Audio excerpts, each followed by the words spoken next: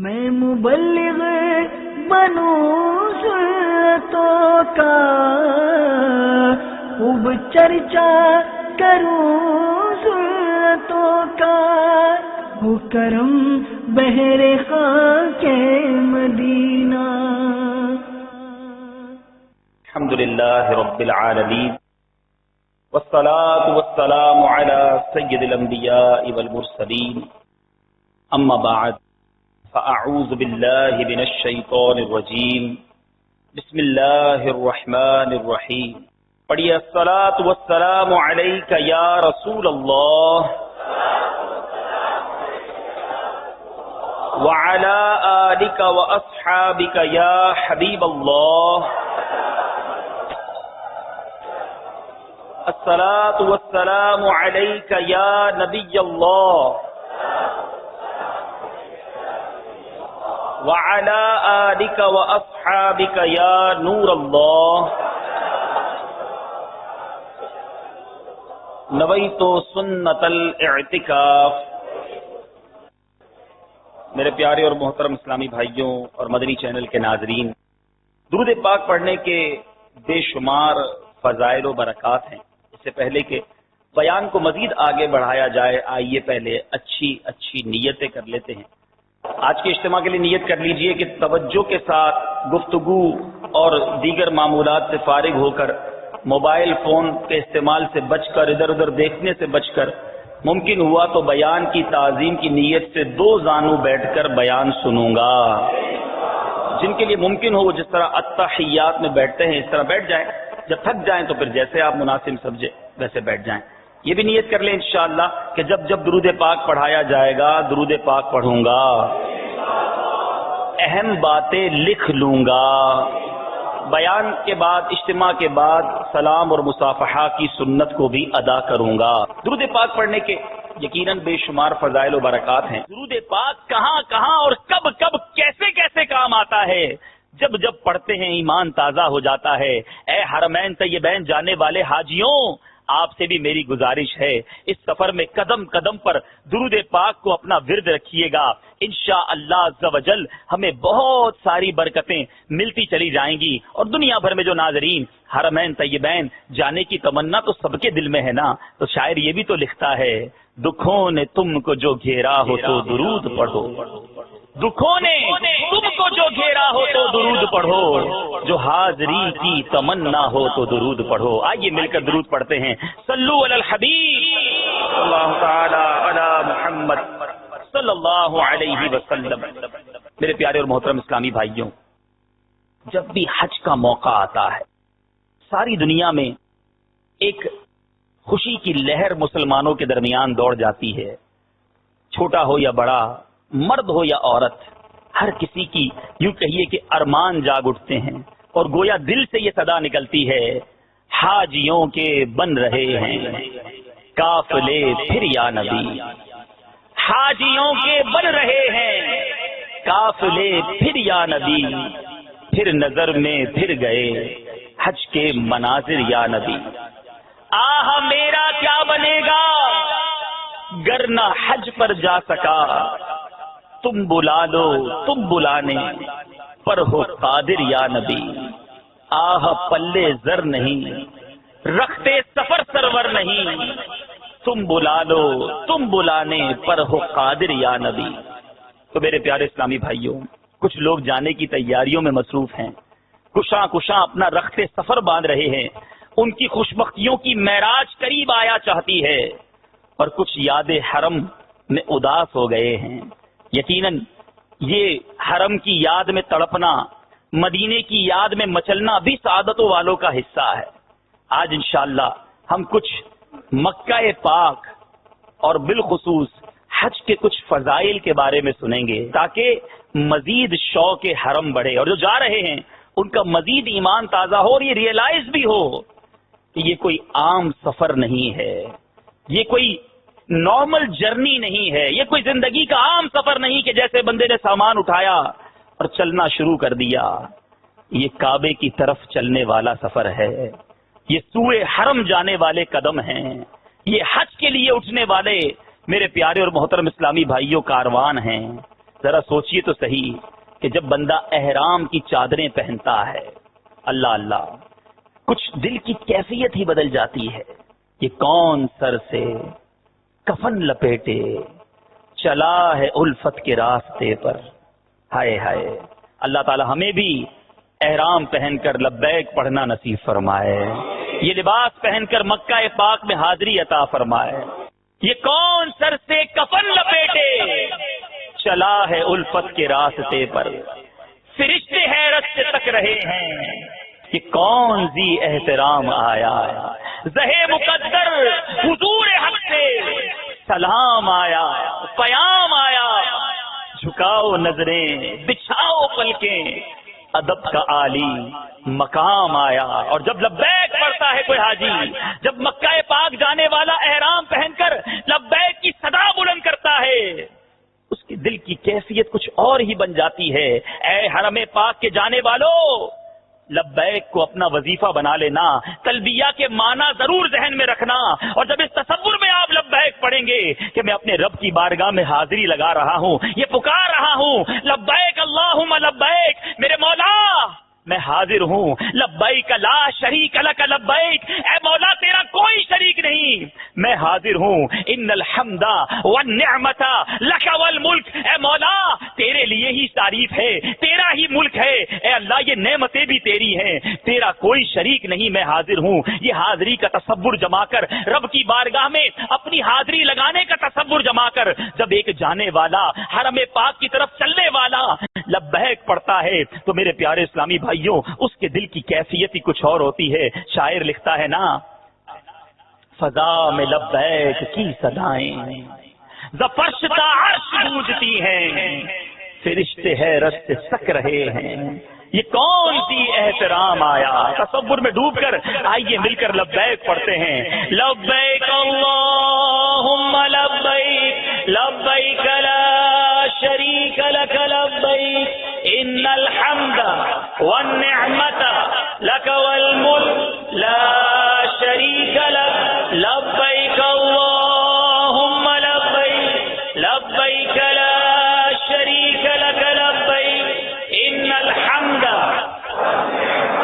لک والملک لا شریک لک، لبیک اللہم لبیک، لبیک لا شریک لک لبیک، ان الحمد والنعمت لک والملک لا صلوا علی الحبیب.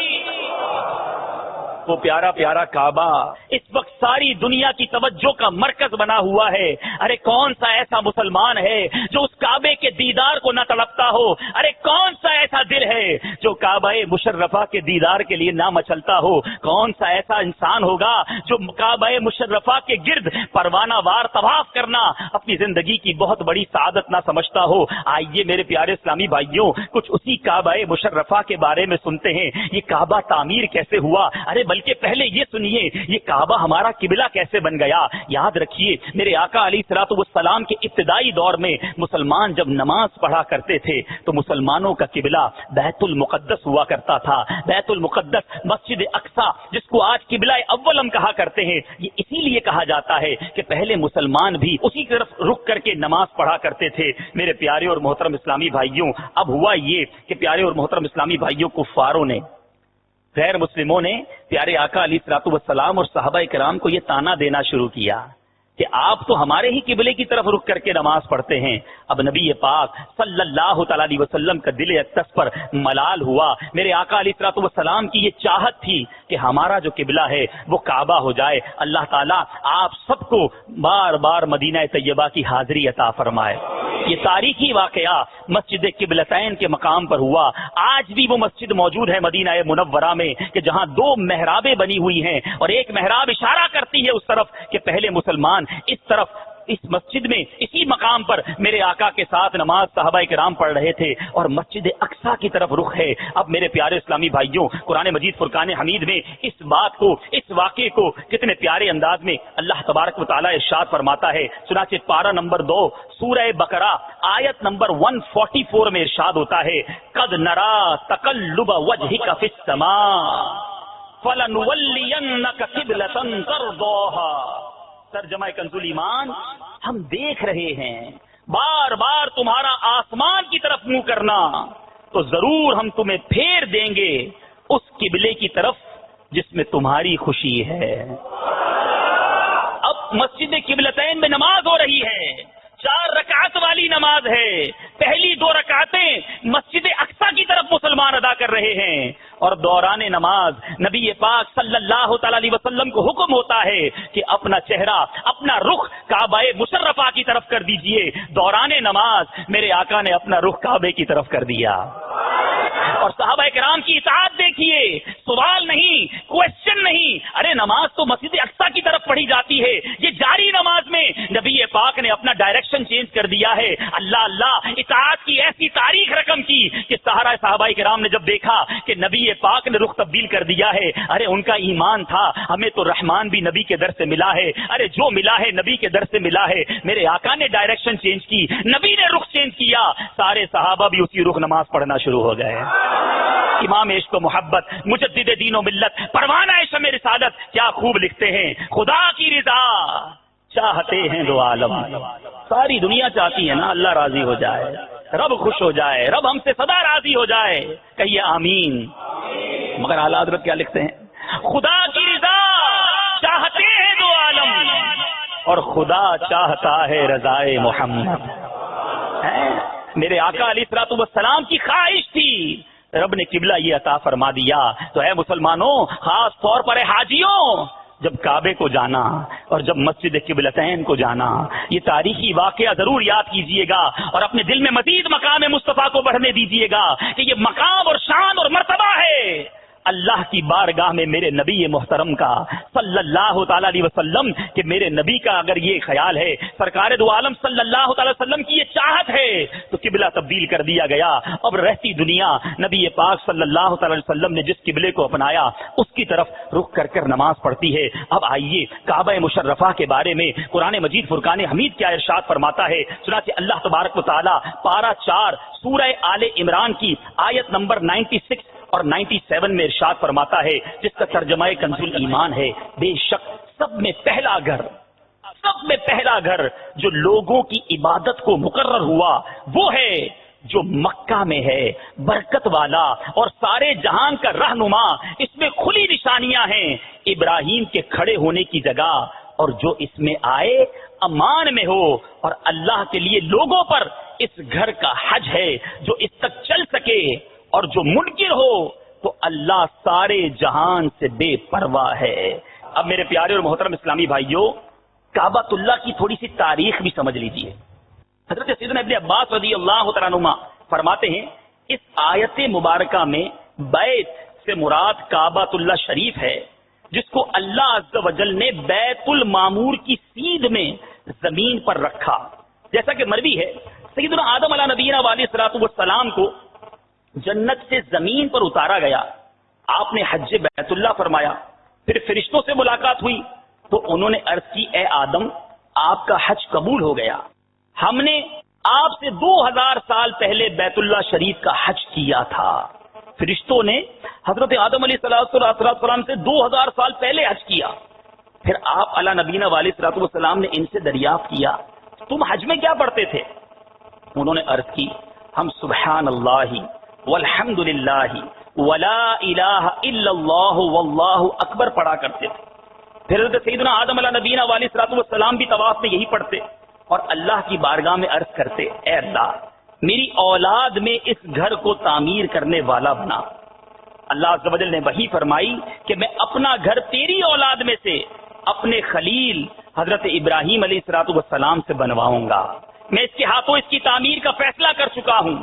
پھر کچھ وقت گزرا، سیدنا نوح علیہ الصلوۃ والسلام کے دور میں طوفان آیا تو اللہ عز و جل نے بیت اللہ شریف کو 4تھے آسمان پر اٹھا لیا، وہ سبز زمرد کا تھا، اس میں جنت کے چراغوں میں سے ایک چراغ بھی تھا۔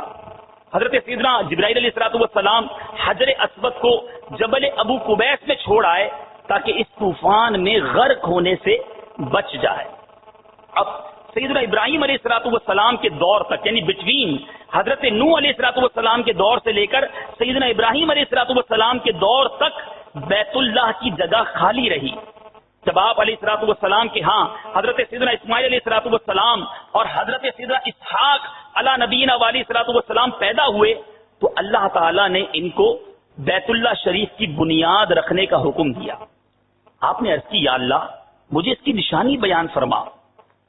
اللہ تعالیٰ نے بیت اللہ شریف کی مقدار ایک بادل بھیجا. ایک ایسا بادل آیا جس کی ڈائمینشن، جس کی چوڑائی لمبائی اتنی ہی تھی جتنی کعبہ مشرفہ کی ہے.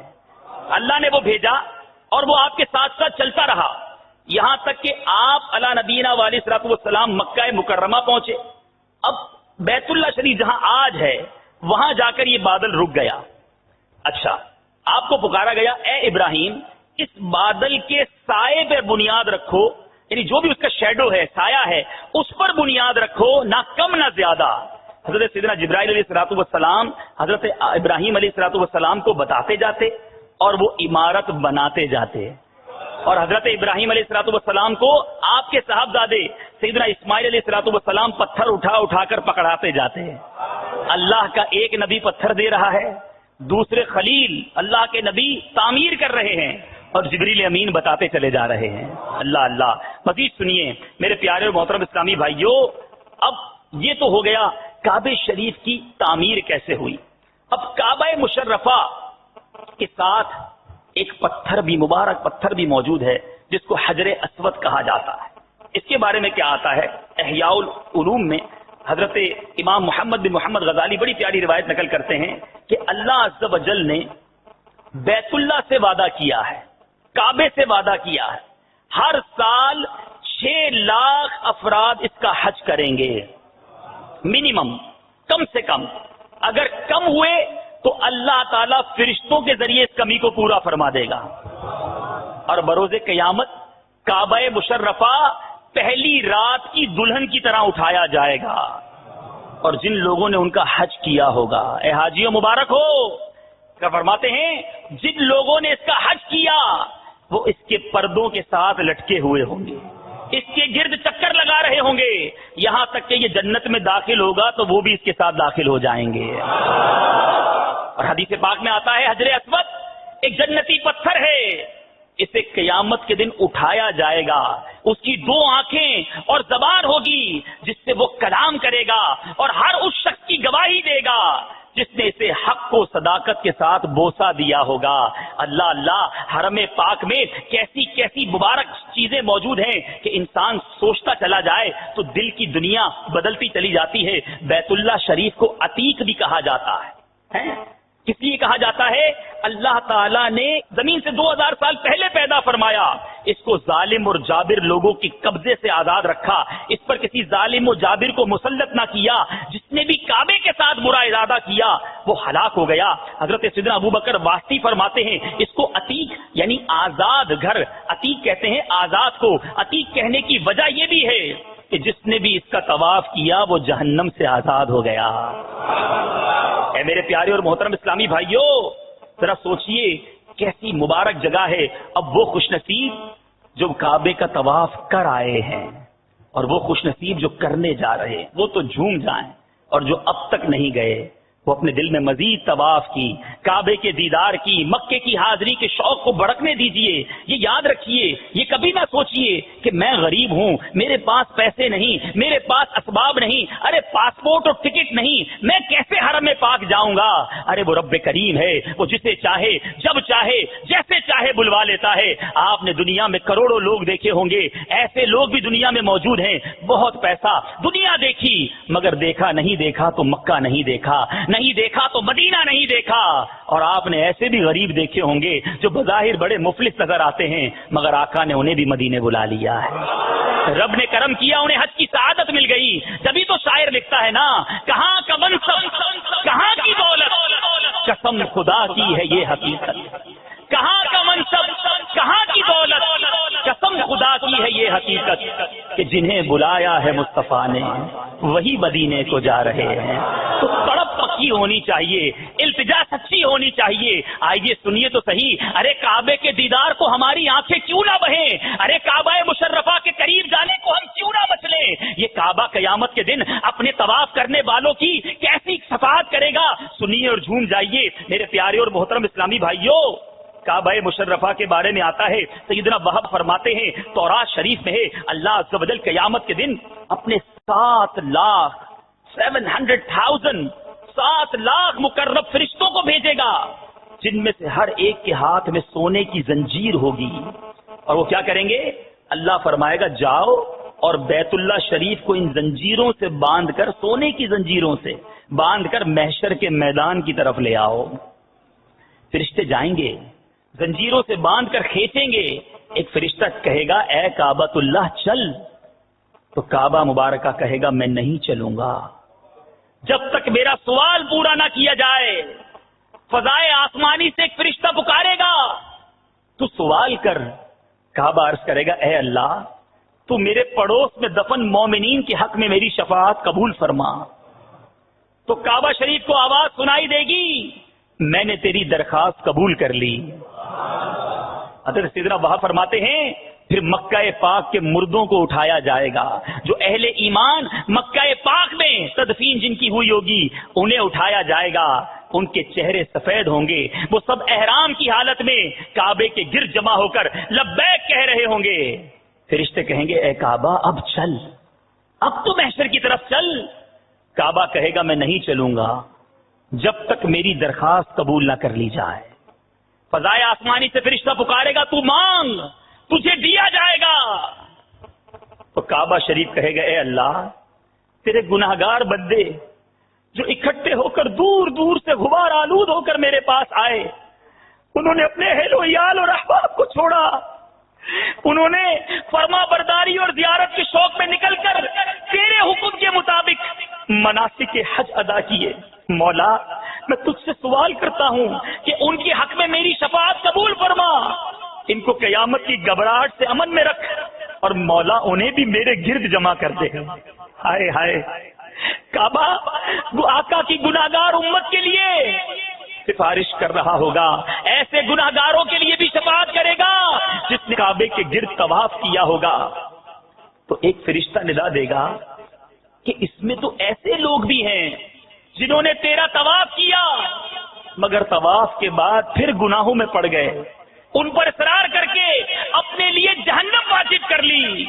ذرا غور سے سنیے گا, ایسے بھی تو لوگ ہوتے ہیں مکہ پاک مدینہ طیبہ دیکھ کر بھی نہیں سدھرتے, گناہ جاری ہیں.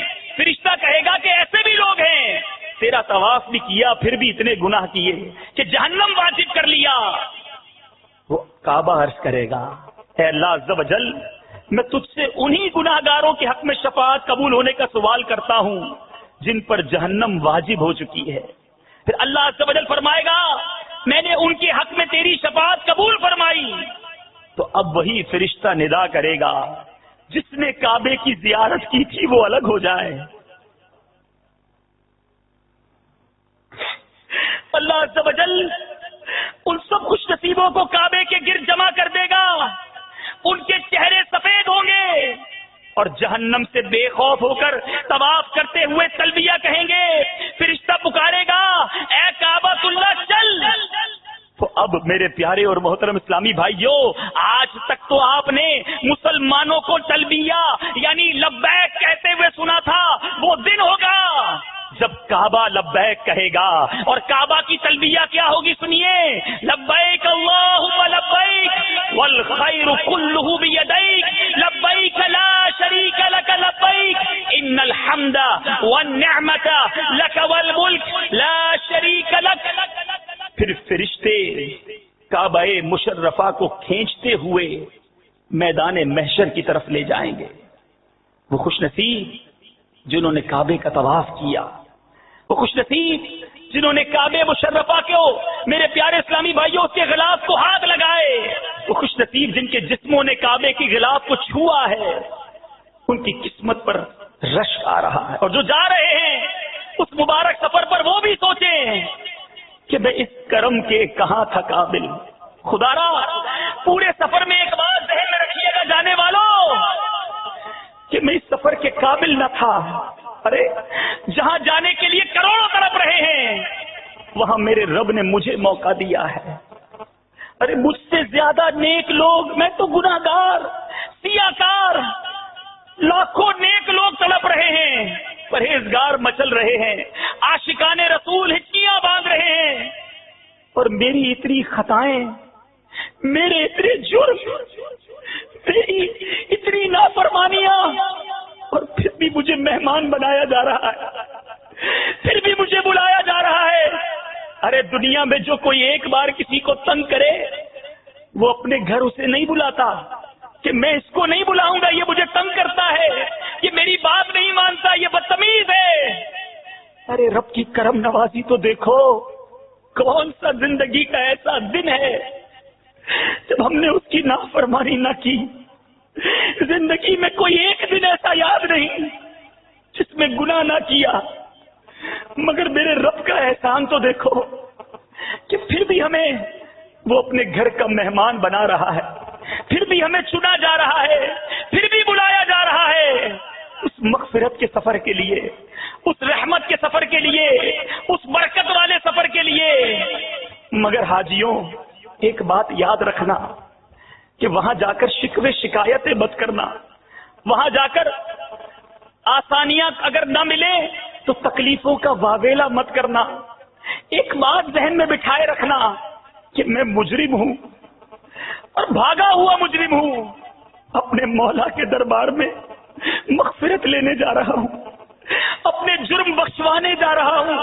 ارے سچ بتاؤ، جب کوئی مجرم بادشاہ کے دربار میں پیش ہوتا ہے تو اس کے نخرے نہیں ہوتے کہ مجھے آرام دیا جائے، مجھے کھانا دیا جائے، مجھے جناب آسانیاں دی جائیں. مجرم کی ایک ہی سوچ ہوتی ہے کہ مجھے معاف کر دیا جائے، مجھے بخش دیا جائے. ایک تصور ذہن میں بنائے رکھنا کہ چلا ہوں ایک مجرم کی طرح، چلا ہوں ایک مجرم کی طرح، میں جانب کعبہ نظر شرمندہ شرمندہ، بدن لرزیدہ لرزیدہ، طواف کوچہ جانا کے قابل کون سمجھے گا، طواف خانہ کعبہ کے قابل کون سمجھے گا. میرا احرام ہستی دیکھ کر بوسیدہ بوسیدہ، کہاں میں اور کہاں اس کعبہ مشرفہ کا نظارہ. نظر اس سمت اٹھتی ہے مگر دزدیدہ دزدیدہ، کسی کے ہاتھ نے مجھ کو سہارا دے دیا، ورنہ کہاں میں اور کہاں یہ راستے پیچیدہ پیچیدہ. اے حاجیوں سنو سنو، تم خود سے نہیں جا رہے، تمہیں بلوایا گیا ہے. اتنے خوش نصیب ہیں وہ لوگ جو حج کو جاتے ہیں. سنیے سنیے، یہ حج کا بلاوا ملتا کیسے ہے. میرے پیارے اور محترم اسلامی بھائیوں، جب کعبہ مشرفہ کی تعمیر ہو گئی تو اللہ عز و جل کی طرف سے سیدنا ابراہیم علیہ الصلوۃ والسلام کی طرف وحی ہوئی کہ لوگوں میں حج کا اعلان کریں. آپ نے عرض کی میری آواز مولا لوگوں تک کیسے پہنچے گی؟ اللہ نے فرمایا اے ابراہیم تیرا کام ندا دینا ہے، ہمارا کام پہنچانا ہے. تو حضرت سیدنا ابراہیم علیہ الصلوۃ والسلام جبل ابو قبیس پر چڑھ گئے اور بلند آواز سے پکارا، اے اللہ کے بندو، تمہارے رب عز و جل نے گھر بنایا، تمہیں اس کا حج کرنے کا حکم دیا ہے. تو اللہ نے سب زمین والوں کو آپ کی آواز سنائی. تو جنہوں نے انسانوں، پتھر، مٹی کے ڈھیلوں، پہاڑوں، ریتیلے میدانوں، ہر خشک و تر نے آپ کی اس ندا کا جواب دیا، مشرق و مغرب باروں کو آواز پہنچائی، تو ماؤں کے پیٹوں اور مردوں کی پشتوں سے سب نے یہ کہتے ہوئے جواب دیا. سب مل کر پڑھیے، لبیک اللہم لبیک لبیک لا شریک لک لبیک ان الحمد والنعمت لک والملک لا شریک لک لبیک اللہم لبیک لبیک لا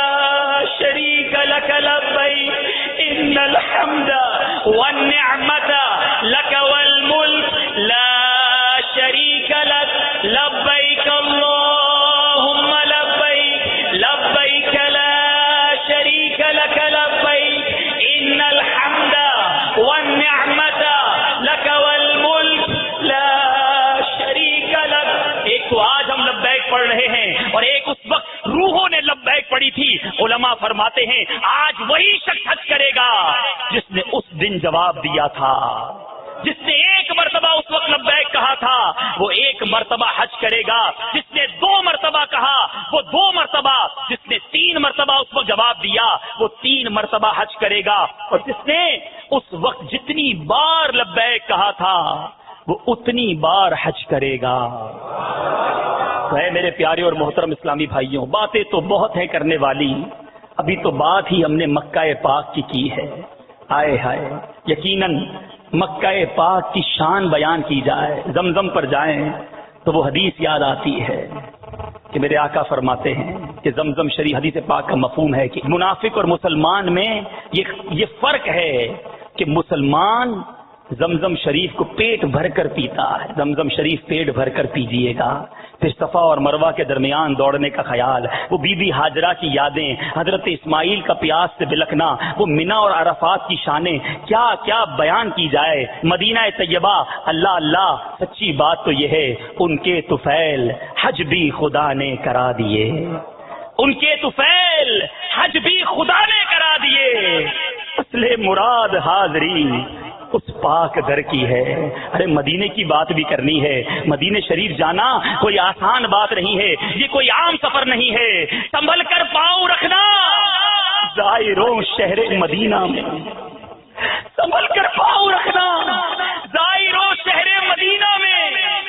کہیں ایسا نہ ہو سارا سفر بیکار ہو جائے، کہیں ایسا نہ ہو سارا سفر بیکار ہو جائے. جیسے جی چاہے جہاں میں گھوم پھر، جیسے جی چاہے جہاں میں گھوم پھر. یہ مدینہ ہے یہاں آہستہ چل. مدینے کا کچھ اور ہی تقدس ہے. سچی بات تو یہ ہے کہ جب کوئی مدینے جانے والا مدینے کی طرف قدم بڑھاتا ہے اور راہ مدینہ کو دیکھتا ہے تو دل سے صدا نکلتی ہے، وارو قدم قدم پہ کہ ہر دم یہ جانے نو، وارو قدم قدم پہ کہ ہر دم ہے جانے نو. یہ راہ جہاں فضا میرے مولا کے در کی ہے، معراج کا سما ہے. کہاں پہنچے زائرو، کرسی سے اونچی کرسی اسی پاک در کی ہے. امام عشق و محبت مجدد دین و ملت پروانہ شمع رسالت کے اس کلام پر اپنے بیان کا اختتام کرتا ہوں. مگر یہ بات یاد رکھیے، ابھی بات پوری نہیں ہوئی، بلکہ سچی بات تو یہ ہے ابھی تو بات شروع ہوئی ہے. مگر میرے پیارے اسلامی بھائیوں، اعلیٰ حضرت نے بھی حج کیا، مکے کی بہاریں دیکھی، مکے کی برکتیں دیکھی، پھر ایسا کلام لکھا کہ مدینے کی یاد نے تڑپایا. اس کلام کی خوبی یہ ہے کہ اس کی پہلی لائن میں تو اعلیٰ حضرت مکے کی بات کرتے ہیں اور جب دوسرا مصرع لکھتے ہیں تو تذکرہ مدینہ کرتے ہیں. لکھتے ہیں حاجیوں آؤ شہنشاہ کا روضہ دیکھو، حاجیوں آؤ شہنشاہ کا روضہ دیکھو. کعبہ تو دیکھ چکے، اب کعبے کا کعبہ دیکھو. رکن شامی سے مٹی وحشت شام غربت، اب مدینہ کو چلو صبح دلہرا دیکھو. آب زمزم کو پیا خوب بجھائیں پیاسیں، آؤ جودے شہ کوثر کا بھی دریا دیکھو. زیر میزاب ملے، پرنالا ہے نا پیارا پیارا، بارش ہوتی ہے اس سے کرم کے چھینٹے برستے، بڑا پیارا منظر ہوتا ہے. اعلیٰ حضرت کہتے ہیں زیر میزاب ملے خوب کرم کے چھینٹے، ابر رحمت کا یہاں زور برسنا دیکھو. خوب آنکھوں سے لگایا ہے غلاف کعبہ. آئے ہائے، اللہ تعالیٰ میں نصیب فرمائے. خوب آنکھوں سے لگایا ہے غلاف کعبہ، قصر محبوب کے پردے کا بھی جلوہ دیکھو. کعبہ مشرفہ میں جاتے ہیں، ایک ہیبت ہے، ایک جلال ہے. پرہیزگار اور عبادت گزار آدمی بھی کانپنے لگتا ہے. اور جب مدینہ پاک پہنچتے ہیں تو غلاموں کو بھی چین نصیب ہو جاتا ہے، گناہ گاروں کو بھی ایسا محسوس ہوتا ہے کہ امان میں آ گئے. اعلیٰ حضرت لکھتے ہیں وہاں مطیعوں کا جگر خوف سے پانی پایا، وہاں مطیعوں کا جگر خوف سے پانی پایا. یا سیاہ کاروں کا دامن پہ مچلنا دیکھو. کیا فرماتے ہیں؟ فرماتے ہیں دھو چکا ظلمت دل بوسائے سنگے اسود، خاک بوسی مدینہ کا بھی رتبہ دیکھو. کر چکی رفعت کعبہ پہ نظر پروازیں، ٹوپی اب تھام کے خاکے درے والا دیکھو. پھر لکھتے ہیں جب پرنالے کو دیکھا ہوگا اس طرف نظر گئی ہوگی کہ یہی رخ مدینے کا ہے، میرے آقا کا روضہ اس طرف ہے، یہ پرنالہ مدینے پاک کی طرف اشارہ کر رہا ہے. اعلیٰ حضرت لکھتے ہیں غور سے سن تو رضا کعبے سے آتی ہے صدا. غور سے سن تو رضا کعبے سے آتی ہے صدا کہ میری آنکھوں سے میرے پیارے کا روضہ دیکھو. اللہ تعالی ہمیں ان دونوں درباروں کی حاضری عطا فرمائے. ان جانے والوں کے صدقے مولا ہمیں بھی حاضری کا شرف عطا فرمائے. اے رب کریم تیرے خزانے میں کمی نہیں مولا، جہاں ہر سال لاکھوں کو بلواتا ہے، آج تیرے گھر کے مہمانوں کے ساتھ ہم بیٹھے ہیں. اے مولا ان خوش نصیبوں کا صدقہ ہمارے نصیب میں بھی مکہ پاک اور مدینہ طیبہ کی بار بار حاضری نصیب فرما. صلو علی الحبیب. میں مبلغ بنوں سنتوں کا،